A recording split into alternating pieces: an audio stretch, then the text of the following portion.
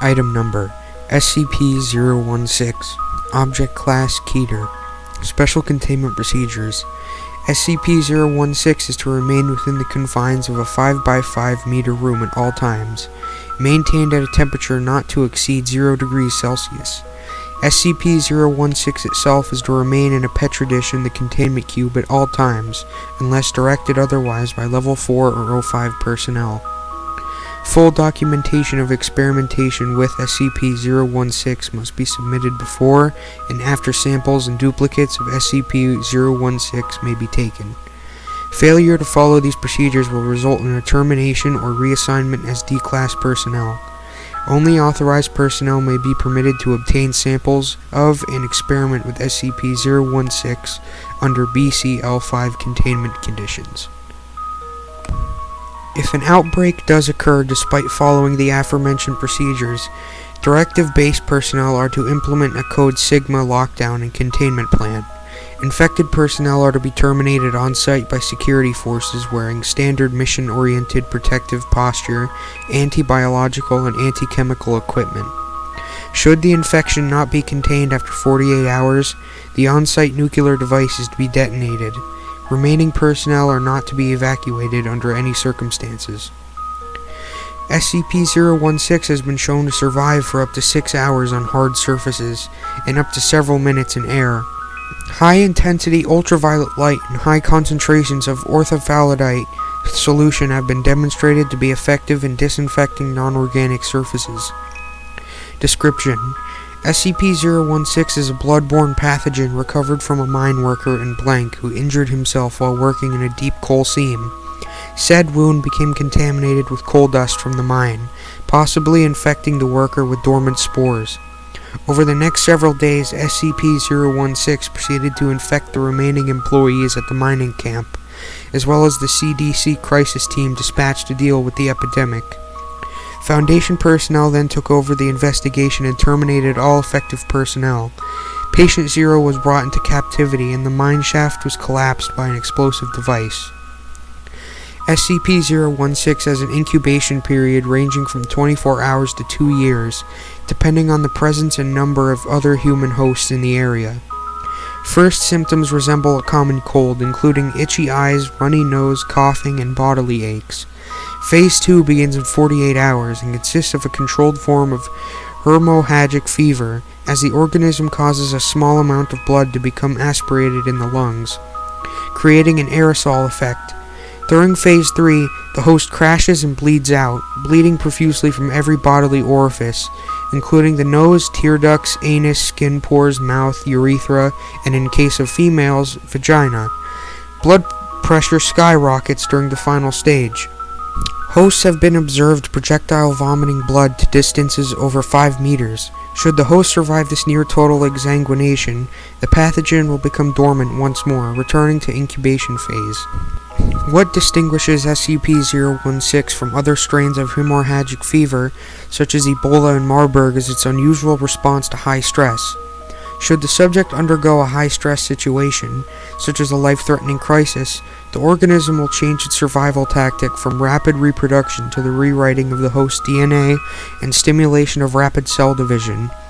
Major physiological changes occur within the first 24 hours, with complete bodily reconstruction occurring within 2 weeks' time. Most hosts do not survive the process due to the heavy demands made on the body. An interesting side effect of the transformation is an increased aggressive urge. It is believed that this may be an attempt to maximize to spread the virus in a manner similar to rabies. On another note, subjects who undergo bodily transformation no longer appear to exhibit SCP-016's hemorrhagic properties. However, subjects infected by transformed hosts will still undergo the normal SCP-016 infection process. Addendum Experiment Log of SCP-016's transformative properties. Subject D-016-1. D-Class personnel infected by SCP-016. Upon first showing symptoms, subjects' quarters were slowly flooded with water over a 24-hour period. SCP-016 mutated into teratiformic state, transforming subjects' lungs into gills. Subject survived for 2 more weeks as SCP-016 transformed its limbs into fins, causing its eyes to atrophy and enhancing the sense of hearing into a cetacean-type echolocation ability. Subject was terminated by draining all the water from its quarters, causing it to asphyxiate. Body was subsequently cremated without autopsy. Subject D-016-2, D-Class personnel infected by SCP-016. Upon first showing symptoms, subject's quarters were slowly flooded with water over a 24-hour period. SCP-016 mutated into pteroformic state, causing subject to undergo rapid muscular growth and increased bone growth on knuckles. Subject then attempted to escape from confinement by punching through the reinforced steel door. Subject was not successful and died by drowning. Note: same situation, 2 different responses. Interesting. Subject D-016-3, D-Class personnel infected by SCP-016. Subject was previously a chemical engineer who poisoned his wife upon discovering her adultery. Upon first showing symptoms, subject's quarters were slowly flooded with water over a 24-hour period.